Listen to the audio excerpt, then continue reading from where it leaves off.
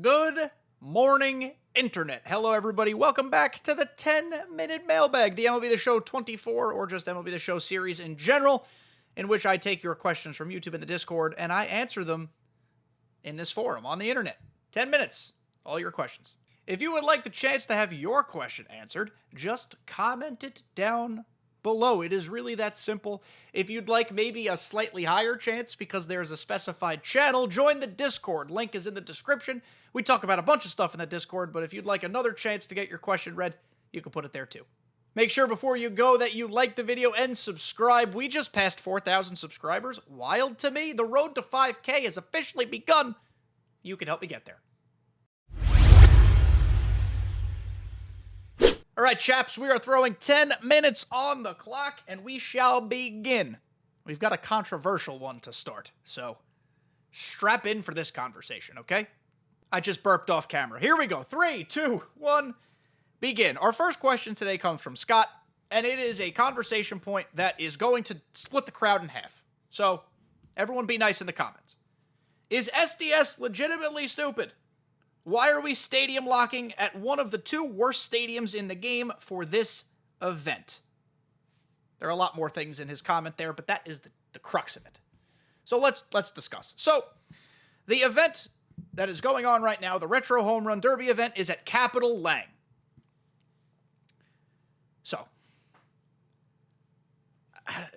I'm going to try to phrase this appropriately. Follow me along this journey. I don't necessarily have a problem stadium locking an event at Capital Lange. I don't necessarily have a problem with SDS stadium locking any event at any place. It's an event. It's a week to 2 weeks tops. It is meant to feel different. However, this is what I will say. And this is where I think, generally speaking, I agree with Scott on this point. And I think I agree on most people on this point. A few years ago, some of you might not even have been playing the game yet, and that's okay. Just trust me on this. I've been there. I want to say it was like 3, maybe 4 years ago that Ship It used to play like a launching pad. Like Shield Woods, just with better dimensions. It was so common and the meta stadium to play at that SDS said, we don't like that. We want people to play in more places. So we are going to nerf Ship It, reduce the elevation, have it play a little more balanced. Ship It's my favorite place to play. It was my favorite place to play, and it's still my favorite place to play. I just enjoy the dimensions. I enjoy that it generally loads well. It's got the best batter's eye in the game. Ship It is my place to play just because it's comfortable. It's still pretty easy to hit the ball out, but it is by far not what it used to be. My problem, I say all of that to get to this. It is now contradictory that SDS would say, wow, Ship It's too much of a launching pad, let's nerf it, to then, 2 years ago, add Shield Woods and Capital Lange. Now, thank God, a lot of people don't really play at Capital Lange. Thank goodness. I think even the crazy people realize it's a little too wild. For an event, again, is it mind-numbing? Is it frustrating? Are you going to let up some god-awful home runs? Yeah. But generally speaking, the better player should still be able to piece the ball up and win the game. Generally speaking. I think we can all agree on that. No one's going to argue that point. Though the RNG certainly comes into play. And it can be frustrating. And you might lose a couple games. It's just an event, though. Thankfully, it's not a big deal. But what I do have a problem with is how Shield Woods has become basically the meta online stadium. And Shield Woods stinks. And whenever I say this, people get upset at me. And I am not directly attacking you as an individual. My problem is not with you picking Shield Woods. It's a stadium in the game. You have every right to pick it. My problem is with MLB The Show and SDS creating the stadium and not realizing how contradictory it is to have nerfed Shield, or nerfed Ship It rather, excuse me, and then add Shield. There are going to be people in the comments who say, but it rewards my swings better. No, it doesn't. It rewards your worst swings better. If you piece a ball, it is flying 95% of the time over the fence just about anywhere, unless you play at stupid places like Polo or other stuff like that. Forbes. Shield Woods does not reward your swings more. It does not. Let's stop saying that, because it is false. I'm sorry. It is factually incorrect.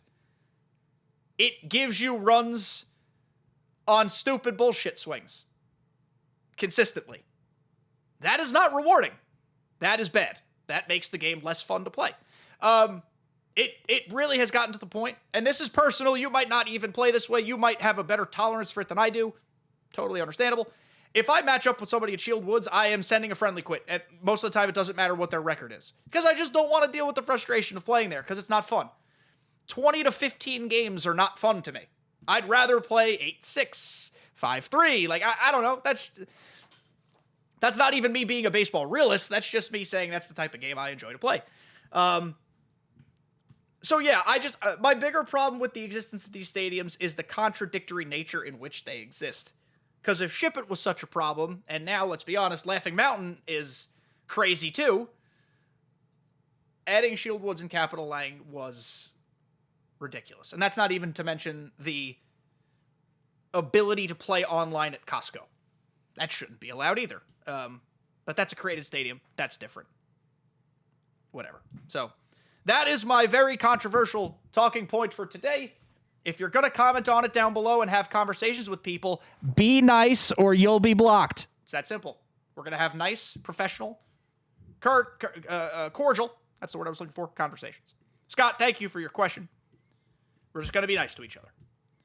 Next question comes from Sean Sattler. What happened to the ability to collect the under 89 and lower cards for Season 2? As there are 90 and above, they made 99s not collectible. So, people might have figured it out at this point, and that's fine, but I'm going to go over it anyway because some might not. SDS did something unnecessary, not good, bad, but just unnecessary. If you go to collections, we're going to do this as a team. Where the hell is it? Season collections. It's now divided into pages, guys, which I don't know why they did. It might have been an accident. Honestly, I don't know. So, you can't collect all from one page. You have to collect from each page. So as you see here, if I collect all on page 1, I have 142. But I have a Warren Spawn here I haven't locked in. So you have to lock in each page. Excuse me. So by doing that, SGS just made it a little more confusing by not announcing they were doing that. And again, I don't know why they didn't just say, hey guys, look what we did. Quality of life update, which also isn't a quality of life update. But just so you know, Sean, that's what they did. And I understand why you were maybe confused about it at first, because I also was, and a lot of people were. It's not just you. But they did that. I hope you had figured it out prior to me answering this question, but just in case you did not, there's your answer. And for anybody else struggling, there's your answer. So, Sean, thank you. And we have one more today, if I could click on the damn thing. From Magic Mark. Not Magic Mike. Not a stripper. Kenny. Oh, this is in response, by the way, to how last week, I believe, we talked about what other potential storylines would be super cool in the Derek Jeter storyline fashion. So this is in response to that.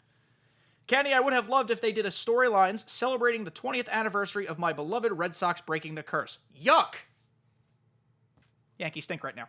I think a single season translates very well to this kind of format, and it would be a perfect way to introduce new legends like Varitek, Trot Nixon, and of course the return of Nomar. I would love the return of Nomar, by the way. What are your thoughts? I agree with you wholeheartedly. Yuck the Red Sox. But I agree with Nomar. I agree with postseason storylines being incredibly cool. Storylines, I think, in a vacuum, everybody likes. They're cool, they're different, they're fun, they're interactive, they're educational, open the door for legends. What we can argue about pretty viably is how much of a time sink and how many resources are taken away from the other development to focus on storylines, because that is a project. I know it has a separate team, and the team works hard, and the team is great, but it is a project. If storylines are going to continue to exist beyond next year, I think introducing something like a postseason storyline would be cool. You could do the Red Sox, which I know we missed on the 20th anniversary, but you could still have done the Red Sox. You could do the David Freese Cardinals, and David Freese could be back. You could do Carlos Beltran in Houston. You can do, there are plenty of Yankees ones we can do, like 2009, and we can get Mark Teixeira back, but you guys don't want any more Yankee stuff. Pick any memorable postseason. Pick the Cubs breaking the curse. There are any number of really compelling things we could do where you could go kind of almost like March to October, but in a storyline. You pop into the pivotal games and pivotal moments of a season, work your way into the postseason. Maybe it is similar to a March to October in that you don't just play an at-bat, you play a few innings because it's a whole team-based thing. There might be individual missions based on players, David Freese, for example. But I think that'd be sick. I think the one drawback of storylines, and I've said this in the past, is that they're not long. The moments are not long. The storytelling's great. It's hard to invest more time into storytelling because that's the biggest time sink. But if you can create something where the moments take just a little bit more time to accomplish, you have a more immersive, time-consuming, in a good way, product. So I hate March to October. But if you can blend elements of like season-long storytelling and narrative into a storyline, like actual storyline, postseason, memorable seasons, anything like that, I'm in. Because I love that what the Jeter storyline did opened the door to some more obscure legend, not obscure to me because I'm a Yankee fan, but obscure to others like Paul O'Neill, Chili Davis last year, Bernie Williams, Andy Pettitte. Imagine your favorite team's best postseason run, whenever that was, whoever it is, getting the key niche players who were pivotal to that team, who aren't considered like legends. But imagine your excitement for that as a fan of that team. I'd love that.